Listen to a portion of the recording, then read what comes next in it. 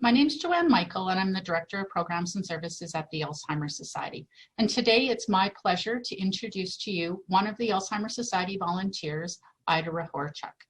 Ida is a person living with dementia, and I'm so pleased to be able to share with you a little bit about Ida's story. Welcome, Ida. Hi, Joanne. Nice to see you again. Nice to see you as well. Ida, can you tell everybody that's watching today a little bit about yourself, where you're from, your diagnosis, whatever you're comfortable sharing? Okay, my name is Ida Ryhorchuk. I live in North Battleford, Saskatchewan, and I was diagnosed with vascular dementia when I was 61, 62 years old.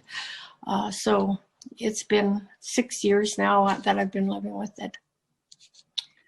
Can you talk a little bit about some of the warning signs you experienced and what caused you to think that something might be wrong?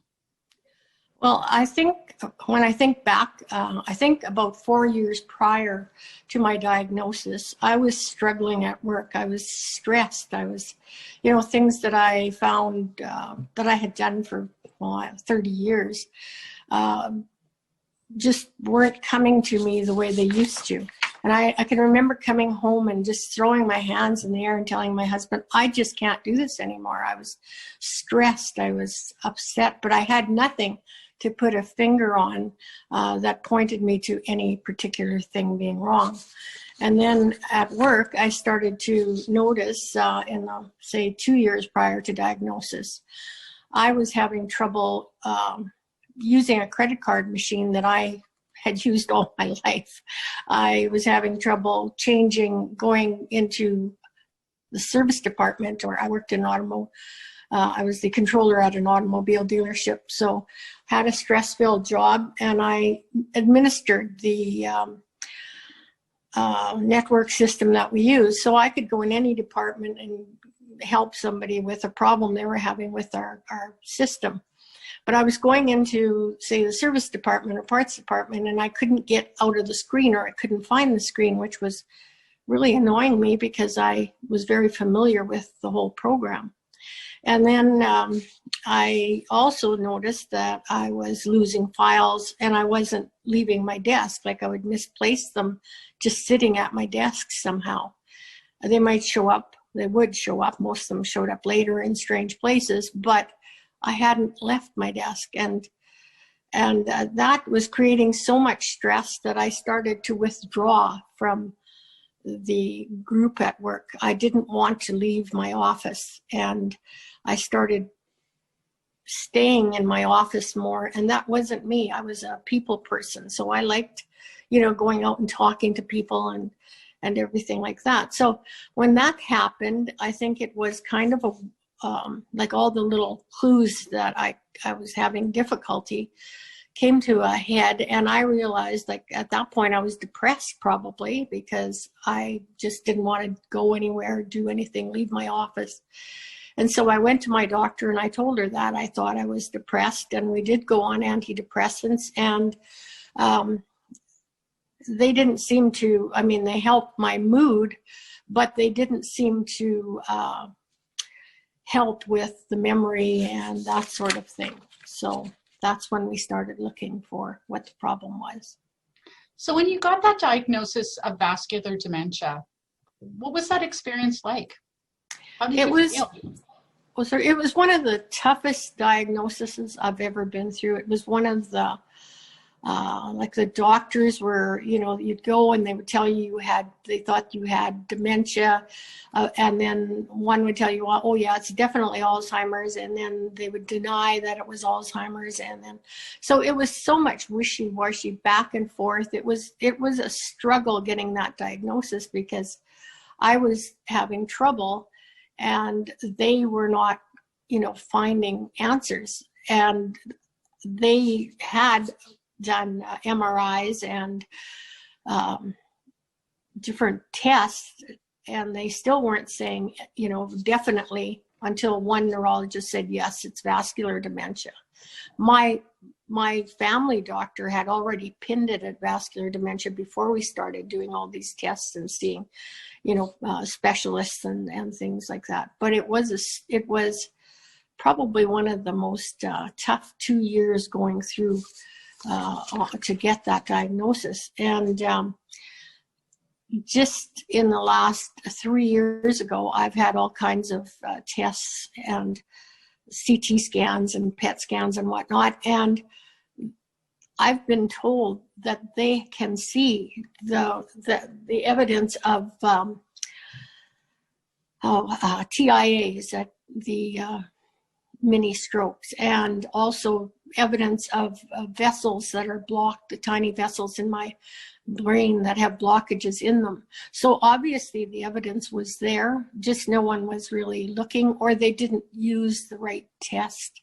Like this came out of a CT scan, a special CT scan. So maybe they hadn't, requested that.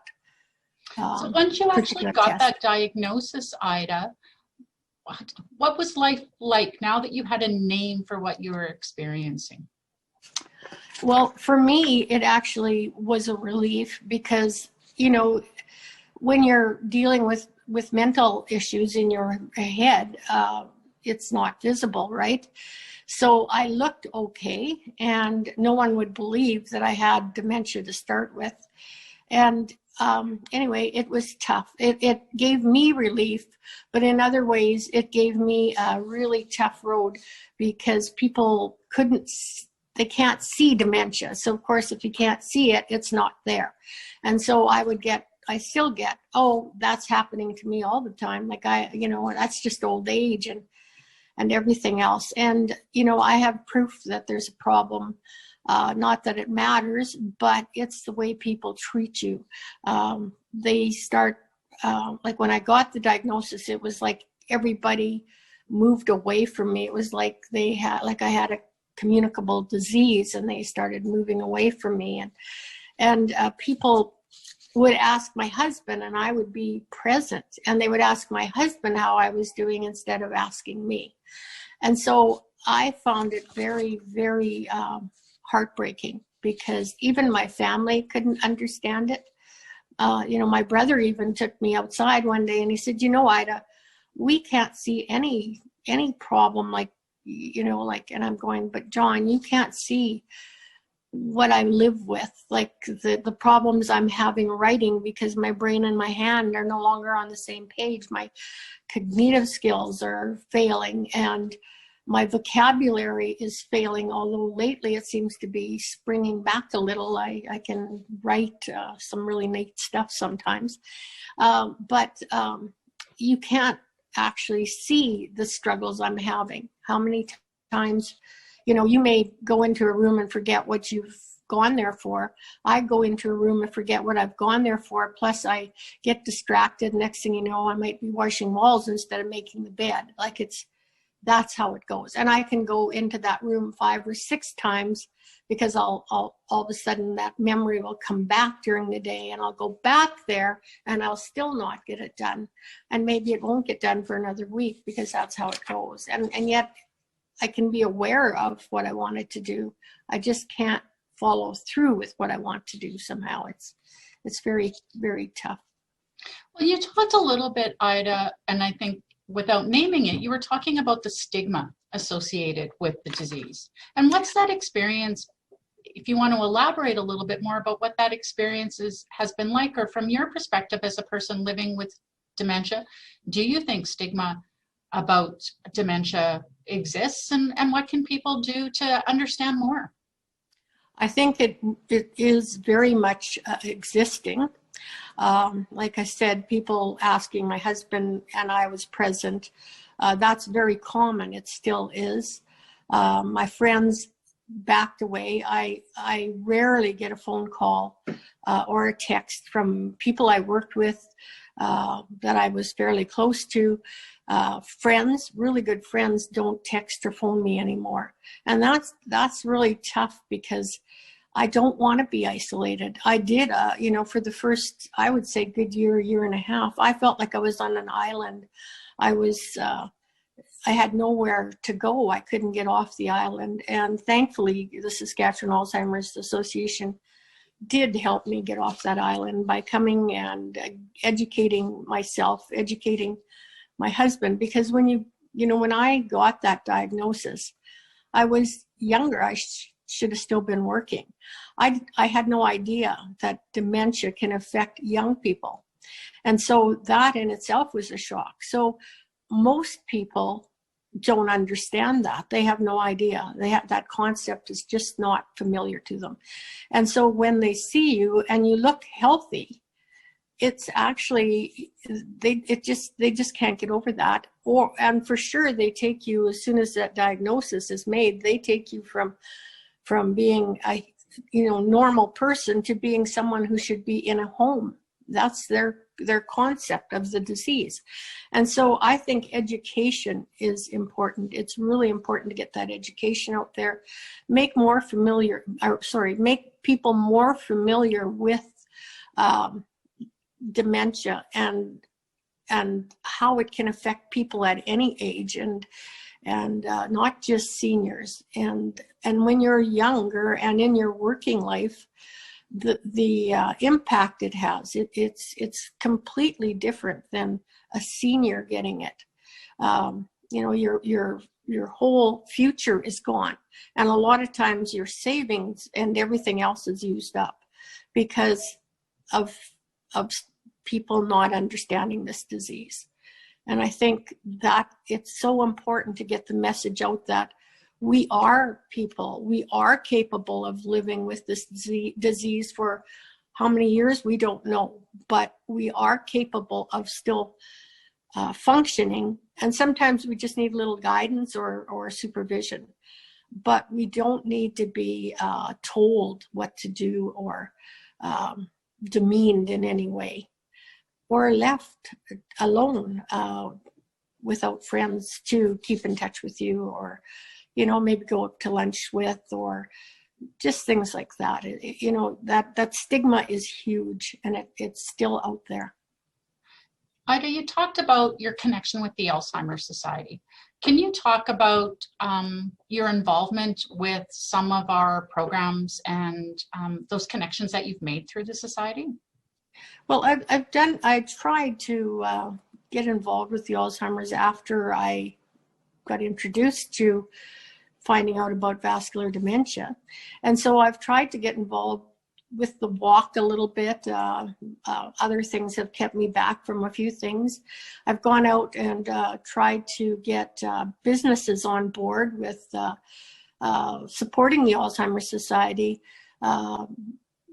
getting the ABCs of dementia presentation done with their staff. I've spoken at some functions in conjunction with the Alzheimer's Society about the ABCs of dementia, and it seems to help people put a finger on it's real. It's not just somebody telling you a story about dementia. It's real. When I talk about it, it's real.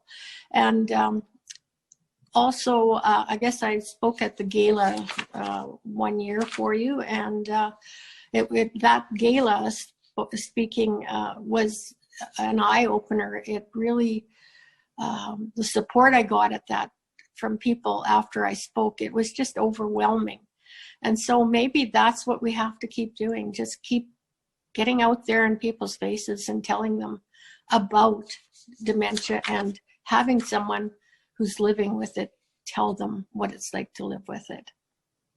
So you've also connected with the Alzheimer's Society and been involved in our programs. Can you talk to somebody about your experience perhaps with our support groups, and then because you live not in one of our larger centers of Regina and Saskatoon, how you can still connect with others living with the disease?